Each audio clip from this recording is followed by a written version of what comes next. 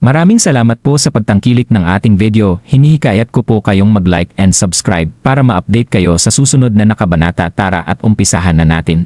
Tanong ni Gerald. Hindi ko alam. Marami kaming bisitang dumarating dito. Pero ang mga taong iyon ay may western clothing at mayroon din silang logo sa kanilang dibdib. Base sa nakita ko, ang mga kaibigan mo ay magalang na sinundo ng mga taong iyon. Sabi ng boss. Tumango si Gerald. Walang iniwan si Uncle para matrace at mahanap niya sila. Mukhang wala silang balak na manatili doon ng matagal kahit na sila ay talagang umalis. Gayunpaman, panigurado na may nangyari at iyon ang dahilan kung bakit hindi pa bumabalik si Uncle at ang iba pa. Ay, binata, nakikita mo ba iyan? May ilang mga tao na may katulad na mga pananamit. Kamukha nila yung mga taong sumundo sa mga kaibigan mo. Sa oras na ito, nagsalita ang boss habang nakatingin siya sa labas ng pinto at itinuro ang isang grupo ng mahigit 100 tao. Napatingin si Gerald sa direksyon na iyon. Ang leader ng grupo ay isang matangkad na babae na may natural na curly at mahabang buhok. Nakasuot siya ng sports attire at base sa outline ng kanyang figure, halatang ipinanganak siya sa isang martial arts family. Napakaganda niya at mayroon siyang kilalang aura sa paligid niya, makikitang hindi siya lokal sa unang tingin. Siya ay namimili sa kali na iyon. May humigit kumulang 100 ng bodyguard na nakasuot ng suit ang nasa likod niya sa oras na ito. Gaya ng sinabi ng boss, lahat ng bodyguard na ito ay may pabilog na logo sa kanilang mga dibdib. Sila ba? Hindi napigilan ni Gerald na mapakunot habang nakatingin sa kanila. Lumapit siya at naghandang magtanong sa kanila. Miss, pakibilsan at kailangan mo nang bumalik. Dapat nating gawin ito ng personal, pero si Tyler Lacraft ay isang napakasama at tusong tao. Nag-aalala at natatakot ako na baka mapunta sa panganib ang buhay mo kapag may nangyaring mali. Isang medyo may edad na lalaki sa likod niya ang nagsalita. Ang nasa middle-aged na lalaking ito ay may mga kilay na nakatagilid na parang mga espada, siya ay may matalim na tingin sa kanyang mga mata. Pambihira ang aura niya at puno ng kalyo ang mga palad niya. Halata na isa siyang master. Napakagalang niyang magsalita habang nakasunod siya sa likod ng babae. Puff! Anong problema? Gusto kong ipakita sa buong pamilya ko na ako, si Eileen Deiley, ay kayang gawin din ang mga bagay-bagay sa mundong ito at hindi ako mahuhuli ng iba. Kaya kong lutasin ang mga bagay na hindi kayang lutasin ng tatay ko at kaya kong harapin ang mga taong hindi kayang harapin ng aking ama. Humph! Sige, mamaya ko na lang sila pupuntahan. Itigil ang pag-istorbo sa akin habang namimili ako. Sumunod ka na lang sa akin. Si Eileen ay mukhang mga 23 or 24 years old. Napakaganda niya, ngunit makikita na siya ay isang taong kayang pumatay. Sa sandaling ito, ang ilan sa kanyang mga tauhan ay hindi na nangahas na ipagpatuloy pa ang paghikayat sa kanya. Kaya naman, dahan-dahan lang silang nakasunod sa likod niya. Miss, may tatanungin sana ako sayo. Ilang sandali pa ay biglang lumapit si Gerald at tumayo siya sa harapan ni Eileen. Sino ka? Tanong ni Eileen habang tinitignan niya si Gerald mula ulo hanggang paa. Nakasuot siya ng napaka-ordinaryong damit, ngunit talagang napakagwapo niya.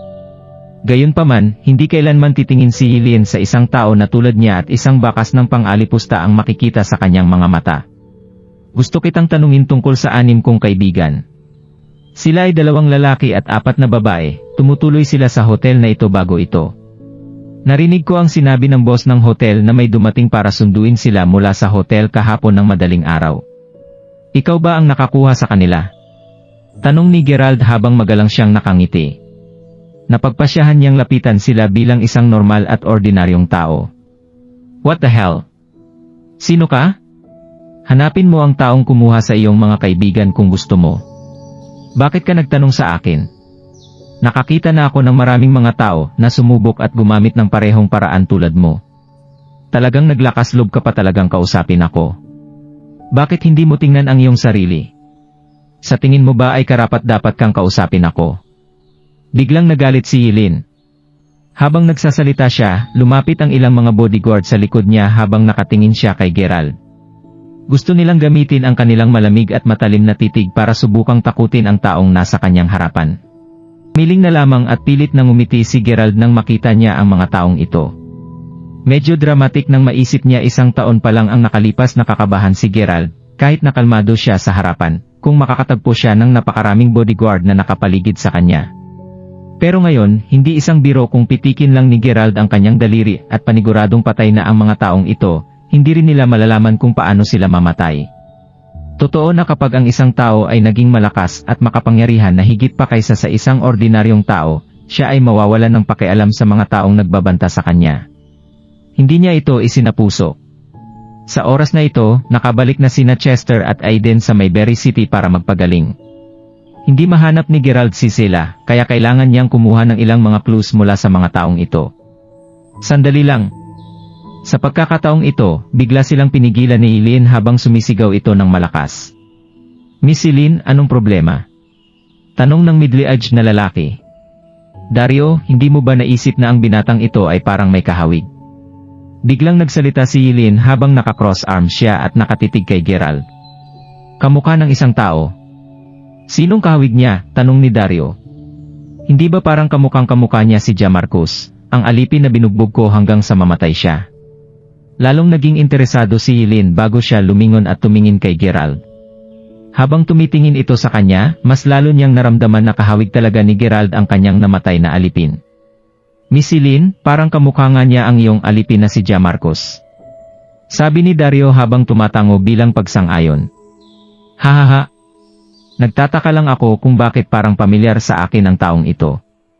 Hay! Medyo nakokonsensya pa rin ako minsan dahil hindi ko nakontrol ng maayos ang lakas ko at napatay ko si Jamarcus noon. Bakit hindi natin hayaan ang batang ito na manatili sa tabi ko bilang alipin upang mapagsilbihan niya ako? Kung titingnan siya ngayon, sa palagay ko ay hindi rin niya kayang pakainin at suportahan ang sarili niya. Bakit hindi natin siya bigyan ng trabaho? Sabi ni Eileen. Masyadong nakakahiya ang itsura ng damit ni Gerald pagkatapos niyang magsanay sa loob ng kagubatan sa loob ng 3 araw. Gayunpaman, hindi mapigilan ni Gerald na mapangiti nang marinig niya ang sinabi ni Eileen. Walang sinuman ang magsasabi ng ganitong bagay mula nang maging Mer Crawford siya, hindi ba? Miss, gusto ko lang hanapin ang mga kaibigan ko na sinama mo. Kung alam mo kung nasaan sila, dalhin mo ako sa kanila para makita ko sila. Sagot ni Gerald habang nakangiti siya. Ang lakas ng loob mo talaga. Pumapayag si Miss Eileen na maging alipin niya dahil sa tingin niya ay karapat-dapat ka, pero tumanggi ka pa rin sa kahilingan niya. Napakalamig ng tingin ni Dario kay Gerald. Tumigil ka, Dario. Sinabi mo na gusto mong mahanap ang iyong mga kaibigan, tama ba? Sige, nangangako ako na tutulungan kita. Pero kailangan mo muna akong sundan. Pagkatapos kong gawin ang aking mga kailangan kong gawin, isasama kita para makita ang iyong mga kaibigan. Maingat na tumingin si Eileen sa kanya bago siyang umiti kay Dario. Paanong hindi mapapansin ni Gerald ang petty trick na ito? Nahulaan na agad ni Gerald ang iniisip ni Eileen. Gayunpaman, meron talagang mga bakas at pahiwatig ni sila, Uncle, at iba pa sa grupong ito. Siyempre, may ibang option si Gerald. Madali niyang matatalo ang mga ito para mapilitan silang sabihin sa kanya ang totoo. Gayunpaman, natakot si Gerald na baka kaibigan sila ni Uncle. Hindi kakayanin ng mga taong ito ang suntok ni Gerald. Kung hindi niya sinasadyang mapatay ang mga ito, hindi ito makakabuti sa kanya. Matapos mag-isip tungkol dito, nagpasya si Gerald na sumang-ayon sa kanyang kahilingan ng pansamantala para makita niya kung ano ang binabalak niya. Papayag ako sa iyong kahilingan kung ipapangako mo sa akin na makikita ko ang aking mga kaibigan. Sabi ni Gerald. Hahaha. Sige, by the way, anong pangalan mo? Tanong ni Eileen habang nakangisi. Gerald Crawford. Parang babae ang pangalan mo. Hindi magandang pakinggan kung tawagin kitang Gerald. Well, tatawagin kitang Crawford sa susunod. Mananatili ka sa tabi ko at susunod ka sa akin mula ngayon. Tatratuhin kita katulad ng trato ko kay Jamarcus noong nakaraan, pero hindi kita sasaktan. Hahaha. Sabi ni Eileen habang tumatawa. Parang may importante siyang gagawin at iyon ang dahilan kung bakit siya napadpad dito ngayon. Pagkaraan ng ilang sandali, tinipon ni Eileen ang kanyang mga tauhan bago siya pumunta sa isang manor na matatagpuan sa northern area ng town. Nagkaroon din si Gerald ng pangkalahatang pag-unawa sa buong sitwasyon sa kanilang paglalakbay. Parang may kakaibang nangyari sa North Desert Town mga 1 buwan na ang nakalipas. Maraming family forces ang dumating at nagtitipon dito. Ang pamilyang Dailey ay isa lamang sa kanila. Nandito si Eileen bilang representative ng pamilyang Daly para sa isang negotiation kay Tyler Lacraft. Gayunpaman, hindi malinaw para kay Gerald ang tungkol sa mga tuntunin at layunin ng kanilang negotiasyon. Ngunit hindi rin siya interesado dito. Hindi nagtagal, dumating ang convoy ni Eileen sa labas ng mansyon ni Tyler.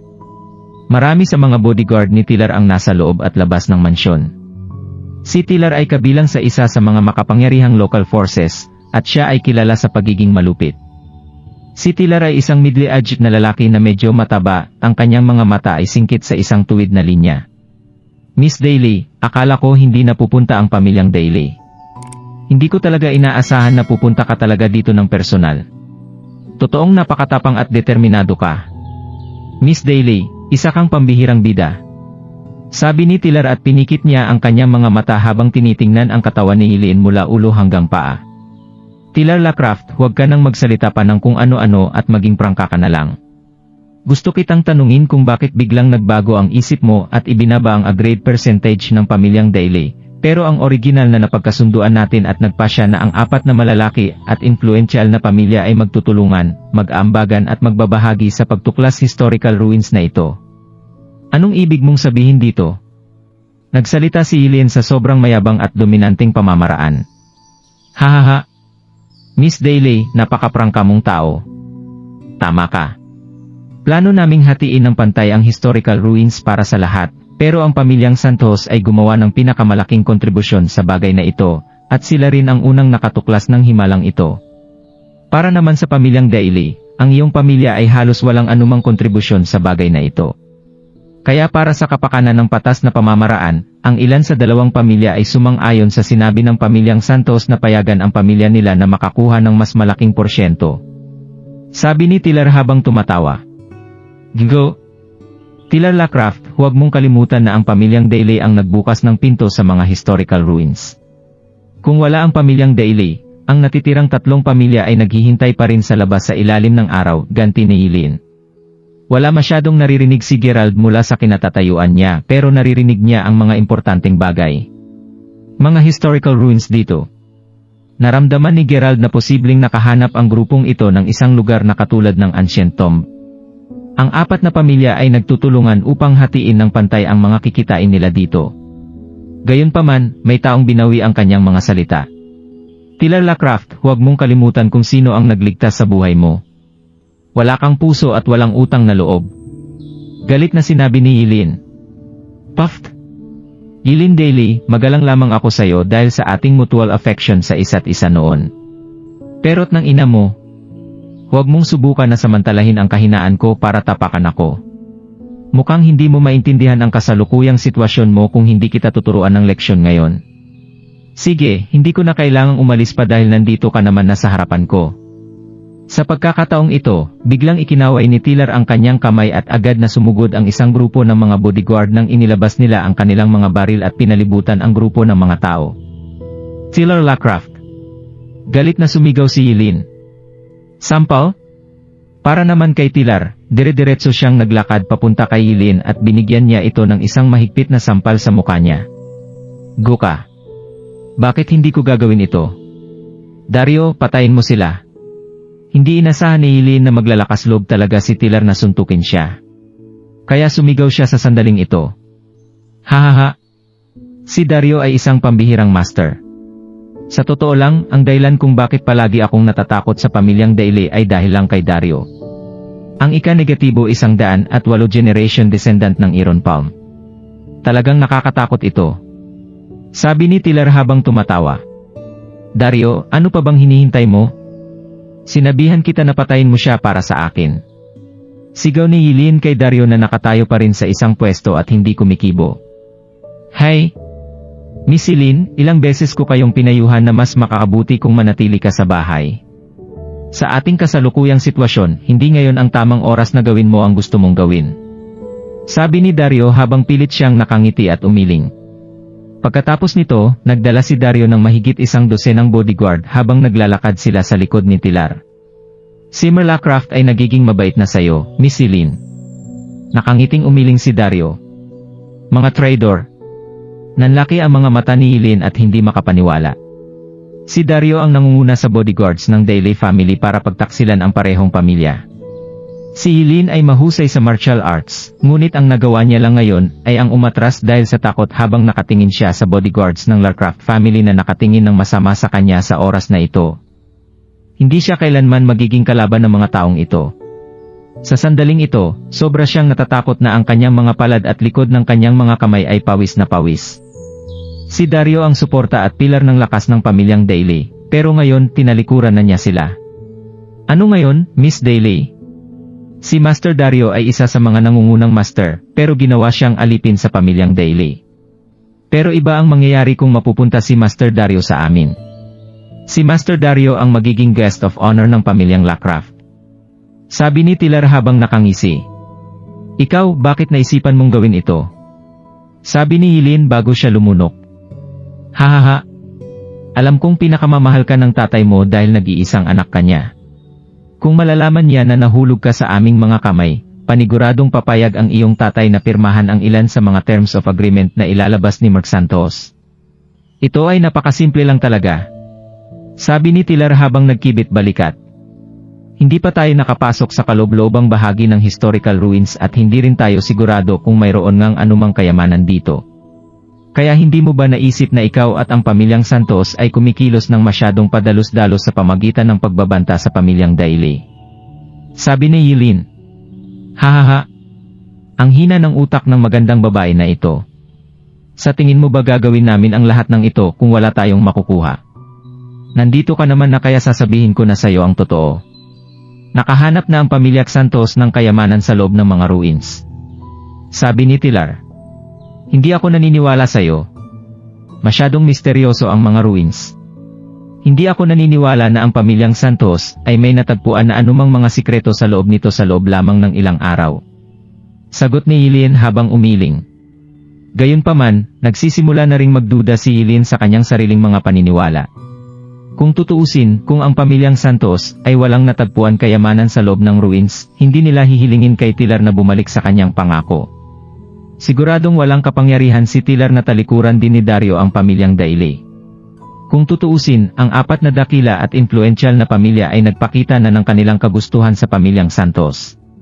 Sa puntong ito, ang pamilyang Daily ay out of place sa kanila. Sige, sisiguraduhin kong magiging kumbinsido ka sa akin, Miss Daily. Bakit hindi mo tingnan kung ano ito? Habang nagsasalita siya, naglabas si Tilar ng isang napakasimple na wooden box. Ang wooden box ay napakaitim at ito ay kasing laki ng palad ng isang sanggol. Maingat niya itong inilabas at nakita rin ito ni Gerald. Biglang kumunot ang noo ni Gerald nang makuryos siya kung ano ito. Ang wooden box ay mukhang hindi isang ordinaryong relic sa unang tingin. Kahit anong tingin niya rito, parang may bahid ito ng divine spirit. Sa pagkakataong ito, binuksan ni Tilar ang box.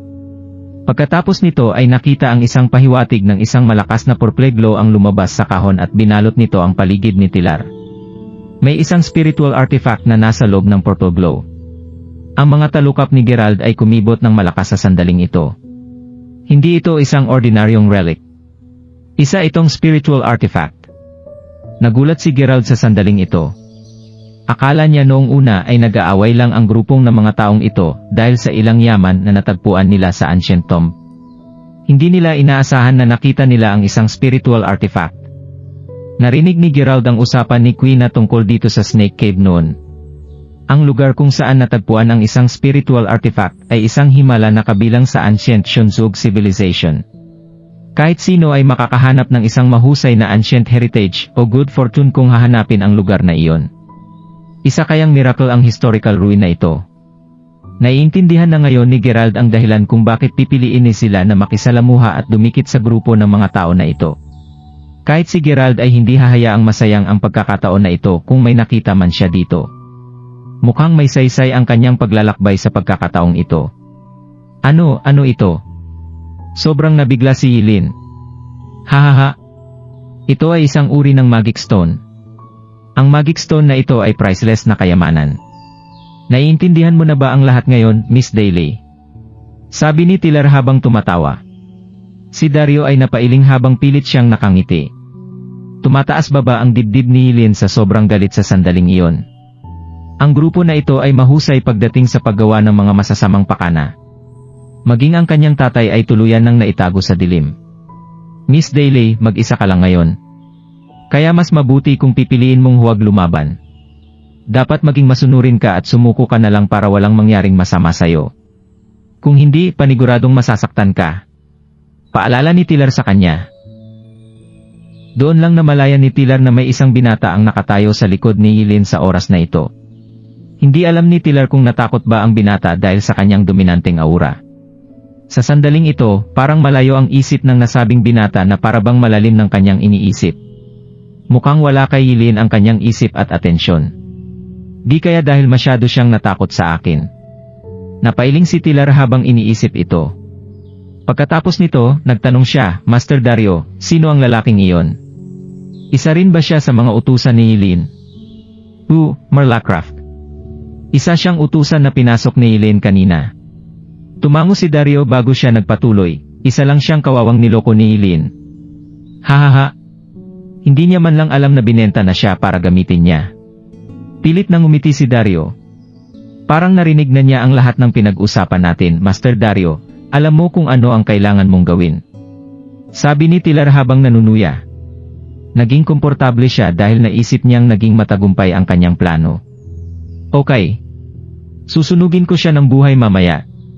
Ang masisisi niya lang ay ang kanyang sarili dahil minalas siya. Confident na sumagot si Dario. Takot na takot si Eileen na nalunok niya ang sarili niyang laway. Ito ay lalo na nang makita niya ang isang subordinate na nagdadala ng isang malaking barel na puno ng gasolina papunta sa kanila. Nanginig si Eileen habang pinagmamasdan ang eksenang ito. Halatang ginagawa ito ni Dario para gawing halimbawa si Gerald na kakatakutan niya. Papatayin niya si Gerald para matakot niya si Eileen na sumuko at matupad ang susunod na hakbang ng kanilang plano. Bakit? Miss Daly, natatakot ka na ba? Mapanuyang tinanong ni Tiller. Wag mo akong patayin. Nakikiusap ako sa'yo. Sabi ni Eileen habang nanginginig sa sobrang takot. Hahaha. Bakit hindi na lang isa sa inyo ang mabuhay? Ikaw ba o ang batang ito ang hahayaan kong mabuhay? Tanong ni Tiller habang patuloy ang kanyang pangungutya kay Eileen. Siyempre kailangan mo siyang patayin.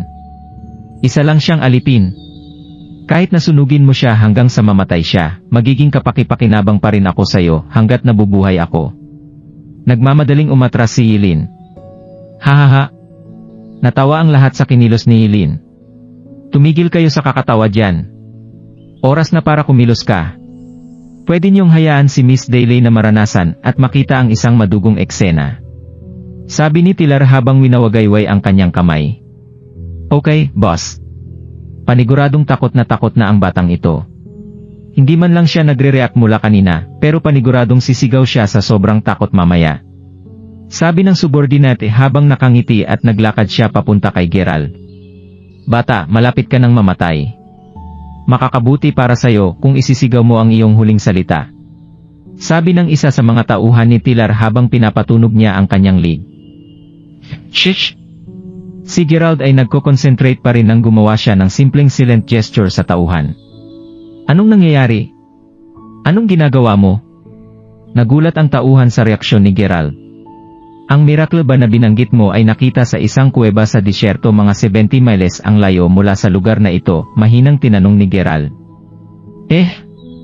Bata, paano mo nalaman yon? Nagulat si Tiller. Ang bagay na ito ay isang napakalaking sikreto. Hindi mo kailangang mag-alala kung paano ko nalaman ang tungkol dito. Oo nga pala, sabi mo gusto mong itago ang babaeng ito dito. Sinasabi ko sa iyo ngayon na imposible iyon. Kailangan niya akong dalhin sa mga kaibigan ko. Ginamit ni Gerald ang sarili niyang concentration energy para maghanap ng lugar na puno ng divine spirit. Gaya ng inaasahan, nahanap niya ang nasabing lugar. Batay sa reaksyon ni Tiller, mukhang tama nga ang location kung saan makikita ang miracle. Ang mga historical ruins ang pinag-uusapan nila. Bata, wala ka bang utak? Malapit ka nang mamatay. Mayroon akong higit sa 70 na kalalakihan sa aking asyenda at madali ka nilang patutumbahin. Nakikipagnegosyate ka talaga sa akin sa oras na ito. Mukhang mahina nga ang utak ko. Isa pa, tanga ka talaga. Sa tingin mo ba kaya mo akong takutin dahil lang alam mo ang location ng mga historical ruins? Umiling lamang si Tilar. Napangisi din ang lahat ng tauhan ni Tilar habang nakatitig kay Gerald. Hindi ko sinusubukang maipagnegosyote sa'yo. Sa tingin ko nasabi ko na ang dapat kong sabihin. Ituring mo na isang kautusan ang mga salita ko. Pero kung hindi mo susundin ang aking mga utos. Ngumiti si Gerald habang nagpatuloy, papatayin ko na lang kayong lahat. Hahaha. Boss, mukhang baliw talaga ang taong ito. Hindi ko alam kung kaya niya pang maging mas baliw pa dito. Karamihan sa mga tao ay tumawa ng malakas. Kahit si Eileen ay nakatingin din kay Gerald na siya ay parang isang tanga. May mali talaga sa utak ng lalaking ito. Mas matalino pa sana siya ng kaunti kung lumuhod siya at humingi ng awa kay Tilar sa sandaling ito. Gayunpaman, hindi siya nagsasalita at pinapakita niya pa ang kanyang tigas ng ulo. Pagkatapos nito ay nagsasalita siya na parang isang baliw. Nasa bingit na siya ng kamatayan. Noong una ay naawa si Eileen sa kanya, ngunit ngayon, wala na siyang naramdaman na kahit anong bahid ng simpatya para sa kanya. Isa siyang tanga at talagang karapat-dapat siyang mamatay, naisip ni Eileen. Master Dario, hindi ko na kayang tumawa pa. Seryoso bagay dapat ang pagpatay sa kanya. Pero hindi ko inaasahan na gagawin itong nakakatawa ng batang ito. Hayaan mo na. Patayin siya ngayon at hayaan niyong makita ni Miss Daly ang kanyang kamatayan. Umiling din si Tilar habang pilit siyang nakangiti. Ngumiti rin si Dario na puno ng panunuya. Sa oras na ito, dire-diretso siyang naglakad palapit kay Gerald at pinatong niya ang kanyang kamay sa balikat ni Gerald. Nakahanda siyang ihagis si Gerald papunta sa barel ng gasolina. Ngunit mabilis siyang binalot sa isang saglit. Ito ay dahil nalaman niyang kahit anong pilit niya ay hindi talagang kumikibo ang binata sa kanyang harapan. Naramdaman ni Dario na parang hindi tao ang hinihila niya, kundi isang malaking bundok. Ang kanyang lakas niya ay masyadong banayad at hindi gaanong mahalaga sa harap ng taong ito. Hindi kaya ito ay isang ilusyon? Kinilabutan si Dario nang mapagtanto niya ito. Siya ay isang top master sa lahat ng mga masters. Ang kanyang iron palm ay malapit sa perfection. Madali niyang mapapatumba ang isang baka gamit ang isang palad lamang. Pero bakit hindi niya mapatumba ang lalaking ito? Hahaha. Natawa si Gerald habang nakatingin sa kanya. Kinilabutan si Dario nang marinig niya ang tawa ni Gerald at ang tingin sa kanyang mga mata. Ikaw, anong tinatawa-tawa mo? Nagtatakang tinanong ni Dario. Natatawa ako sa inyong lahat. Talagang nakakaawa kayong lahat. Sa tingin mo ba mapapatay niyo ako ng ganun-ganun lang? Isang malaking balita ang sinabi mo sa akin. Umiling si Gerald. Sa sandaling ito, niyugyug niya ang kanyang katawan. Boom! Ang pagitan ng thumb at index finger ni Dario ay napunit at ang kanyang buong katawan ay tinamaan ng isang rush ng energy nang siya ay lumipad sa likuran at bumagsak ng malakas sa lupa. Ang mga damit ni Dario ay napunit ng tuluyan dahil sa pagsabo at mukha siyang nakakaawa sa oras na ito. Ang lahat ng ugat sa kanyang mga braso ay nakausli at tumitibok, mukhang 3 beses ang nilaki nito. Sa sandaling ito ay tuluyan na itong sumabog. Nabali na ang braso niya. Hindi makapaniwalang tumingin si Dario sa binata habang malumanay siyang napalunok. Ito ba ay isang tao o demonyo? Ang mga eyelids naman ni Tilar ay kumikibot habang nagmamadali siyang umatras ng ilang hakbang. Natakot siya nang makita niya ang eksenang ito. Lalong nabigla si Eileen at tinakpan niya ang kanyang bibig sa sobrang gulat. Noong una ay naisip niya na ang lalaking ito ay isang kaawa-awang tao na walang utak. Gayunpaman, hindi niya inaasahan na ang lakas niya ay tulad ng isang Diyos. Mabilis na nagbago ang impresyon ng lahat kay Gerald sa sandaling ito. Ito ay dahil ang isang malakas na hangarin pumatay ay nararamdaman nila mula sa kanya sa puntong ito. Huwag mo kaming kalabanin. Sumigaw si Tilar, guards. Ilabas niyo ang inyong mga baril. Gusto kong ilabas ninyong lahat ang inyong mga baril. Huwag niyo siyang hayaang gumalaw. Naging hysterical na si Tilar. Hush! Hush! Hush! Inilabas ng mga kalalakihan ni Tilar ang kanilang mga armas at maingat na iwinagayway ni Gerald ang kanyang kamay. Pagkatapos nito ay nahulog sa kanilang mga kamay ang mga sandata sa isang iglap nang ito ay lumipad sa gilid. Natulala ang lahat sa oras na iyon. Matagal nang nasa underground world si Tilar, ngunit ngayon lang niya nakita ang ganitong uri ng kapangyarihan mula sa binatang ito. Para siyang demonyo na kayang pumatay ng kahit sino sa isang pitik lang ng kanyang mga daliri.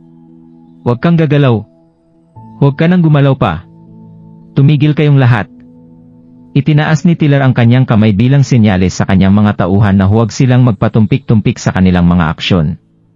Pagkatapos nito, dahan-dahang naglakad si Tiller sa harap ni Gerald bago siya lumuhod ng diretso sa harapan niya sabay hampas ng buong katawan niya sa lapag. Boss, nagkamali ako. Yumuko si Tiller sa harap ni Gerald na puno ng respeto ang kanyang mukha. Tama ang ginagawa mo. Napakatalino mo talaga. Ang pakikipag-usap sa akin sa ganitong posisyon ay ang pinakamahusay at pinakamatalinong bagay na nagawa mo sa buong buhay mo. Hindi iniisip ni Gerald ang hustisya o katarungan sa tuwing kinakausap niya ang ganitong uri ng tao. Tanging pananakot lamang ang magagamit para makumbinsi ang isang tao na isuko ang kanyang sarili. Nagkamali din ako. Huwag mo kaming patayin. Handa akong ipangako ang aking katapatan sa iyo at pagsilbihan ka mula ngayon. Si Dario ay dali-daling yumuko sa harapan ni Gerald nang makita niyang yumuko si Tiller sa harapan ng binatang ito. Sino ka ba sa tingin mo? Sa tingin mo ba ang isang tao na tulad mo ay magiging karapat-dapat na manatili sa tabi ko para pagsilbihan ako? Hindi ka nga karapat-dapat na maging aso ko. Umiling si Gerald matapos niyang sabihin ito. Huwag mo akong patayin. Nagmakaawa si Dario habang patuloy siyang nakayuko sa lupa. Sinabi mo kanina na susunugin mo ako gamit ang isang tangke ng gasolina na ito. Nagkataon lang na wala pa akong nakitang pinatay na tao sa ganitong paraan. Gusto kong makita kung paano mamamatay ang isang tao gamit ang paraan na ito, malamig na sumagot si Gerald. Itinaas ni Gerald ang kanyang kamay habang humihinga at sa isang iglap ay diretsong lumipad si Dario sa tangke ng gasolina. Nang pinitik niya ang kanyang mga daliri, bigla namang lumabas ang apoy. Boom! Ang isang malakas na putok ng apoy ay nag-apoy sa isang iglap at si Dario ay nagsimulang sumigaw ng malakas na parabang siya ay isang baboy na kakatayin. Ah! Napahawak si Eileen sa kanyang ulo nang bigla siyang sumigaw sa sobrang takot. Sa mga oras na ito, si Tiller at ang kanyang grupo ng mga tauhan ay napalunok habang pawis na pawis ang kanilang mga katawan. Ang taong ito ay isang buhay na demonyo. Boom! Boom! Agad na lumuhod ang lahat at walang sinuman ang nangahas na tumingin ng diretso sa mga mata ni Gerald. May umihi pa sa pantalon niya. Ganito dapat ang mangyayari. Kung alam mo lang na ganito ang mangyayari, bakit nagsasabi ka pa ng mga kalokohan? Napailing si Gerald habang nakangiti.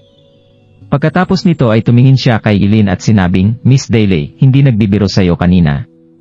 Kung alam mo talaga kung nasaan ang mga kaibigan ko, mas mabuting dalhin mo ako sa kanila ngayon. Napalunok si Eileen sa pagkakataong ito. Kanina niya pa niloloko si Gerald dahil hindi niya alam kung nasaan ang mga kaibigan ni Gerald. Takot na takot siya. Natatakot siya na mamamatay siya kung sasabihin niya sa kanya ang katotohanan ngayon. Gayunpaman, mamamatay siya kung hindi niya sasabihin ang totoo. Nag-isip muna si Eileen bago siya nagtapat, hindi ko pa nakikita ang mga kaibigan mo. Nagsisinungaling lang ako sa'yo. Pasensya na? Huwag mo akong patayin. Hindi ko na ulitin ito sa susunod. Hindi kaya pumunta sila sa historical ruins na pinag-uusapan nyo kanina. Narinig ko ang sinabi ng boss ng hotel na ang mga taong sumundo sa kanila at naghatid sa kanila ay katulad ng mga damit ng iyong mga tauhan, malamig na tinanong ni Gerald. Siguro ang tinutukoy nila ay ang pamilyang Santos. Siguro sinundo sila ni Mark Santos. Parehong may ganitong logo ang pamilyang Santos at ang pamilyang Daly sa kanilang mga dibdib. Sabi ni Tiller habang nakayuko. Sigurado ka ba? Tanong ni Gerald habang nakakunot ang kanyang noo. Paulit-ulit na tumango si Tiller habang sinasabi, sigurado ako na sila nga iyon. Boss, pwede ko bang itanong kung ang mga kaibigan na binanggit mo ay binubuo ng 3 babae at 2 lalaki? Oo. Sisila ang isip ng kaluluwa. Mahigit 3 araw na ang nakalipas kaya malamang ay lumabas na siya sa katawan ni Rosie. Tumango si Gerald sa pagkakataong ito. Tama. 2 araw na ang nakalipas, inimbitahan ni Mark Santos ang ilang mga masters na pumunta at mukhang malalakas ang mga ito. Sila rin ang bumukas sa misteryo ng mga historical ruins. Ilang beses ko na rin nakilala ang mga taong iyon dati, dahil may hinihintay daw sila dito. Naisip ko na ang taong hinihintay nila ay paniguradong mas malakas at makapangyarihan sa kanila. Habang iniisip niya ito, napalunok si Tiller at nagtanong, hindi kaya ikaw ang taong hinihintay nila? Tama ka. Gusto kong dalhin mo ako sa kanila ngayon din. Kaswal na sinabi ni Gerald habang nasa likod ang mga kamay. Nanginig ang katawan ni Tilar habang paulit-ulit siyang tumango. Kasalukuyan sa Santos Manor. Nakaupo sa sofa ang isang middle-aged na lalaki, at ang isang binata habang seryoso silang nakikipag-usap sa 7 tao na nakasuot ng itim na uniforme. Ang pagkasira ng historical ruins ang magiging pinakamalaking kaganapan na yayanig sa buong mundo. Kaya kailangan nating maging mas maingat sa pagkakataong ito. Ang bawat isa sa inyong 7 ay may kakaibang mga kakayahan. Kaya kailangan naming umasa sa inyo mga master para tulungan kami sa hinaharap. Sabi ng middle-aged na lalaki habang tumatawa at hawak ang isang tasa. Ang middle-aged na lalaking ito ay si Wesson Santos at siya ang head ng pamilyan Santos, isang kilalang puwersa ng pamilya. Si Wesson ay isang napakalupit at walang awa na tao. Binigay niya ang buong buhay niya sa pagsamba ng theology. Patuloy siyang nagpapalawak at nagtatayo ng kanyang pamilya sa tulong at koneksyon ng iba't ibang madidilim na puwersa sa mga nakaraang taon. Ang binata sa tabi niya ay si Sloan at karaniwan siyang tinatawag bilang Young Master Santos. Namanan niya ang lahat ng ugali ni Wesson at nalampasan pa niya ang kanyang ama sa ilang mga bagay. Kahit sa murang edad ay kilala siya bilang isang malupit na taong nakatago sa likod ng kanyang maamong mukha. Siya ang nag-iisang anak na lalaki ni Wesson. Ang 7 tao na kaharap nila ngayon ay mga magagaling na top master na inimbitahan ng mag-ama. Sa 7 tao ay binubuo ng 6 na lalaki at isang babae, mayroon silang napakalakas at dominanteng aura na bumabalot sa kanila. Inakala noon ng pamilyang Santos na ang historical ruins ay isang ancient tomb. Gayunpaman, hindi magiging madali para sa kanila na buksan ang ancient tomb na ito kung sila ay aasa lamang sa lakas ng pamilyang Santos. Kaya nakipagkaisa sila sa pamilyang Daly, pamilyang Lacraft, at iba pang malalaking pamilya para sama-samang paunlarin at buksan ang historical ruins. Ibabahagi nila ito ng pantay-pantay pagkatapos tipunin ang mga kayamanan. Siyempre, naisip na ng mag-ama na magiging imposible para sa lahat na ibahagi ang lahat ng pantay-pantay sa pagtatapos nila itong gawin. Kaya natural lang na mayroon silang sariling mga plano tungkol sa kung paano nila haharapin ang iba pang malalaking pamilya. Gayunpaman, hindi kailanman inaasahan ni Wesson na ito ay isang ancient tomb. Sa halip, ito ay isang lugar na puno ng maraming spiritual artifact. Ang lahat ng mga artifact na nasa loob ay hindi masusukat sa halaga o presyo. Sa makatuwid, napag-isipan ng pamilyang Santos na kailangan nilang makuha ang lahat ng ito. Ang kanilang plano ay original plan ay maayos noon pero sa hindi inaasahang pagkakataon, may ilang mga hindi kilalang tao ang dumating sa lugar na ito ilang araw lang ang nakalipas. Mas kakaiba ang mga taong ito. Natuklasan nila ang ancient tomb na ito kaagad at tinulungan pa nila ang lahat na makapasok sa kaibuturan ng miracle na ito. May mga lalaki at babae sa grupong ito. May isang napakagandang dalaga at isang middle-aged na lalaki na may mukha na puno ng mga galos at mayroon din isang tahimik na middle-aged na lalaki na kasama nila. Napukaw nila ang atensyon ni Wesson at Sloan. Sila ang mga tipo ng tao na hindi dapat galitin ng kahit sinuman. Kaya naman, inimbitahan sila ni Wesson at Sloan na pumunta para higit pa nilang matuklasan ang mga ancient ruins ng magkasama bago nila tuluyang puputulin ang kanilang napagkasunduan. Iyon ang humantong sa kasalukuyang eksena. Chairman Santos, meron kang nakakahangang reputasyon at kilala ka sa iyong kalakasan. Sa pagkakataong ito, magbabayad ka ng mataas na halaga para lang imbitahan dito ang 7 monsters mula sa Snow Mountain. Ang mga taong gusto bang patumbahin ni Chairman Santos ay mga taong may nakakatakot na abilidad. Ang leader ng 7 monsters mula sa Snow Mountain ay nagsalita sa oras na ito. Hindi ko kayo papupuntahin dito kung hindi sila malakas, sagot ni Wesson. Chairman Santos, bakit hindi mo sabihin sa amin kung ano ang plano mo? Ang leader ng 7 monsters mula sa Snow Mountain ay isang matandang lalaki na kasalukuyang nakangiti. Isang grupo sila at hindi ko alam kung paano nila natuklasan ang miracle. Bukod dito, nakapasok pa sila sa kailaliman ng miracle. Simple lang talaga ito. Alam ko na ang 7 monsters mula sa Snow Mountain ay nagtataglay ng isang uri ng lason na kilala bilang Snow Mountain Silkworm Venom na pwedeng gawing isang makamandag na fog. Imposibleng pigilan ang ganitong uri ng lason. Naisip ko kung pwedeng palabasin ang nakalalasong fog na ito sa kailaliman ng miracle. Pagkatapos nito, gusto kong patayin ng 7 monsters of Snow Mountain ang mga taong iyon bago nyo dalhin ang kanilang mga bangkay sa akin. Sa oras na iyon, handa akong ibahagi sa inyo ang mga bunga ng aking tagumpay. Sabi ni Wesson habang nakangiti. Ang 7 Monsters of Snow Mountain ay hindi natatakot sa ganitong uri ng lason. Sa sandaling marinig nila ito, naramdaman din ng 7 Monsters of Snow Mountain na malaki ang posibilidad na magawa nila ito. Kaya sunod-sunod silang tumango. Sa oras na ito, magalang na pumasok ang isang katulong. Sir, dinala ni Merlacraft ang isang binata dito para makita ka. Sige, papasukin mo siya. Sabi ni Wesson habang nakangiti. Ang 7 Monsters of Snow Mountain ay mabilis na nawala na parang hindi sila pumunta doon. Pagkatapos nito ay kumibot ang mga mata ni Sloan at pumasok sina Gerald, Pilar at Eileen. Chairman Lacraft, sino siya? Siya si Mer Crawford. Mer Gerald Crawford. Magalang na sinabi ni Pilar habang nagpapakilala. Nandito ngayon si Mer Crawford dahil hinahanap niya ang ilang mga masters na inimbitahan ni Chairman Santos na pumunta dito ilang araw lang ang nakalipas. Silang lahat ay kaibigan ni Mer Crawford. Gusto ring imbestigahan ni Mer Crawford ang miracle. Kumikilos si Pilar na parang anak sa harap ni Gerald at ginagawa niya ang lahat para manatiling tahimik. Nakakuha din si Wesson ng ilang mahalagang impormasyon at mga clues sa oras na ito. Ito ay dahil narinig niya na ang mga tao sa kuweba na dapat niyang lasunin ay mga kaibigan pala ng binatang ito. Dahil dito ay nakaramdam siya ng takot at pagkabalisa. Oh? Madali lang natin itong mapapag-usapan. Kaibigan ka pala ng ilang master na iyon. Sabi ni Wesson habang nakangiti at nilapit niya ang kanyang kamay para makipagkamay kay Gerald. Tumigil ka na sa pagsasalita ng mga kalokohan at dalhin mo sa kanila. Si Gerald naman ay tumingin sa buong paligid hanggang sa mapunta ang kanyang matalim na mga mata kay Wesson. Sa sandaling ito, biglang may nagsalita. Mayabang ka. Hindi napigilan ni Sloan na magalit nang makita niya ang mapagmataas at dominanteng ugali ni Gerald. Sloan, huwag kang bastos. Gayunpaman, pinigilan siya ni Wesson at sinabing, sige, dahil determinado ka, gusto mong imbestigahan ang mirakle, magpapadala ko ng ilang lalaki para dalhin ka doon. Mukha lang sumang-ayon si Wesson sa kahilingan ni Gerald sa labas, pero sa totoo lang at may sama ng loob na siya kay Gerald. Mabilis niyang inutusan ang isa sa kanyang tauhan para dalhin si Gerald sa kuweba. Hindi nagtagal pagkaalis ni Gerald, galit na inihampas ni Sloan ang kanyang mga kamay sa mesa habang sinasabi niya, Dad, bakit pinigilan mo ako imbes na hayaan mo akong harapin ang mayabang na batang iyon? Padalos-dalos ka at walang ingat. Huwag mong kalimutan na ang mga taong iyon ay mga master din na may kakayahan.